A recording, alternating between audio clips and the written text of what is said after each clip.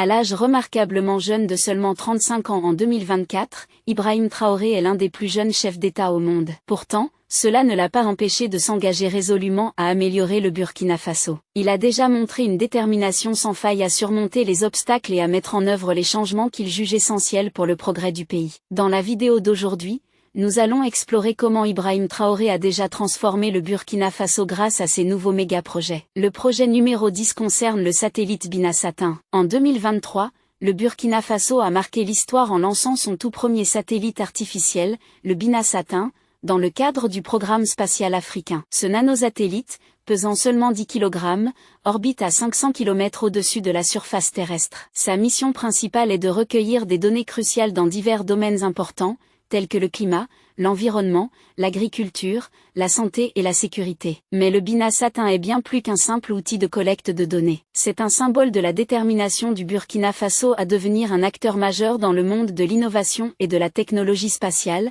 renforçant ainsi ses capacités scientifiques et technologiques tout en affirmant sa souveraineté numérique. Le Burkina Faso prouve qu'il est une nation avec une vision audacieuse pour l'avenir. Le projet numéro 9 concerne le musée des civilisations de Ouagadougou. Ce musée est un projet culturel ambitieux visant à valoriser le patrimoine historique et artistique du Burkina Faso. Prévu pour être construit sur un terrain de 10 hectares dans le quartier Zoma, près de l'aéroport international, le musée comprendra un bâtiment principal de 12 000 m² qui abritera des salles d'exposition, des espaces éducatifs, des réserves, des laboratoires et des auditoriums. Il inclura également un parc paysager qui accueillera des sculptures, des installations et des performances. Le musée des civilisations de Ouagadougou sera un lieu de mémoire, de dialogue et de création, mettant en lumière la diversité et la richesse des cultures du Burkina Faso. Le projet numéro 8 se concentre sur les projets de développement agricole et rural. Ibrahim Traoré a initié un programme de transformation agricole remarquable visant à révolutionner l'industrie agricole au Burkina Faso. Le programme se concentre sur l'augmentation de la production agricole,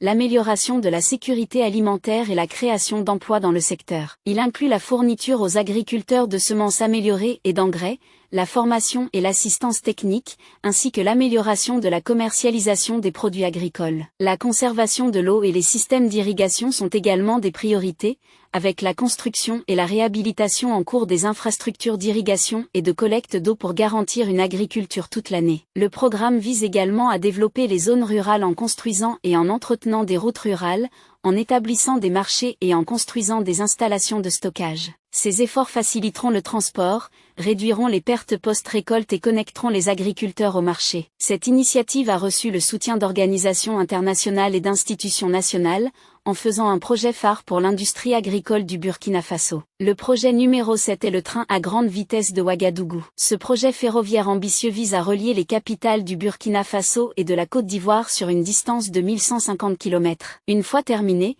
il réduira le temps de voyage de 36 heures à seulement 6 heures et transportera plus de 5 millions de passagers et 10 millions de tonnes de marchandises par an. Ce projet est censé promouvoir l'intégration régionale, le commerce, le tourisme et le développement durable. Le train à grande vitesse de Ouagadougou est le fruit de la coopération entre le Burkina Faso et la Côte d'Ivoire, qui ont signé un accord en 2021 pour mener à bien ce projet transformateur. Le projet numéro 6 concerne le barrage de Samandini. S'élevant sur le fleuve Comoé près de la frontière avec la Côte d'Ivoire, le projet de barrage de Samandini symbolise à la fois les espoirs et les défis auxquels est confronté le Burkina Faso. Conçu depuis des décennies, cette initiative à grande échelle vise à fournir de l'hydroélectricité, de l'irrigation et un meilleur accès à l'eau, transformant potentiellement la région. Lorsqu'Ibrahim Traoré a pris la présidence du Burkina Faso en septembre 2022, le projet du barrage de Samandini était achevé à près de 70%. Traoré en a fait une priorité absolue en allouant des ressources supplémentaires et en exhortant les entrepreneurs à accélérer leur travail. Une fois terminé,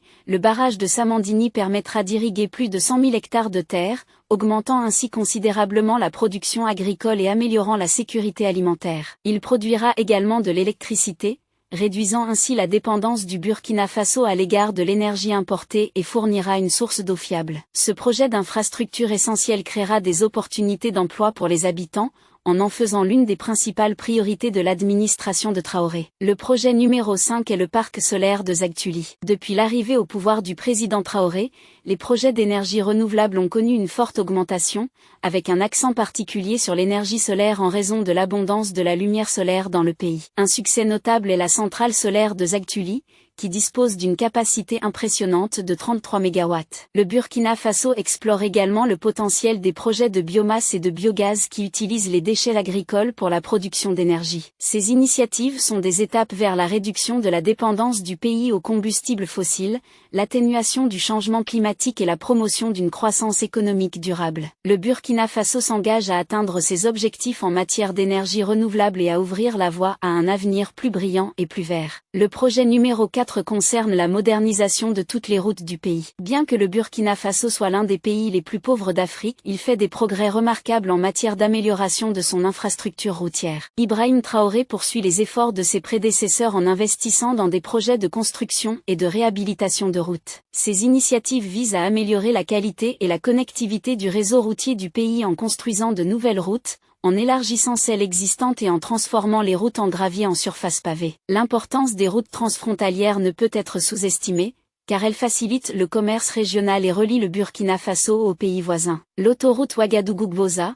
un projet d'infrastructure routière majeure, devrait être achevé cette année, reliant la capitale, Ouagadougou, à la région de Givosso dans le nord du pays. D'autres projets routiers notables incluent l'autoroute Ouagadougou-Kéa et l'autoroute Ouagadougou-Sinir. De plus, le gouvernement burkinabé prévoit de construire de nouvelles routes et de réhabiliter celles existantes dans les zones rurales, améliorant ainsi la qualité de vie des habitants de ces régions et rendant leur quotidien plus sûr et plus confortable. Le projet numéro 3 concerne la construction d'une raffinerie d'or. Le 23 novembre 2023, le président du Burkina Faso, Ibrahim Traoré, a posé la première pierre de la première raffinerie d'or du pays. Développée en partenariat avec Marina Gold, une société aurifère locale, cette installation aura une capacité de raffinage annuel de 150 tonnes et devrait créer 100 emplois directs et plus de 5000 emplois indirects. La raffinerie abritera également une bijouterie, ajoutant ainsi une valeur supplémentaire à l'or transformé localement. La tendance à la transformation locale de l'or est en pleine croissance dans les pays miniers africains,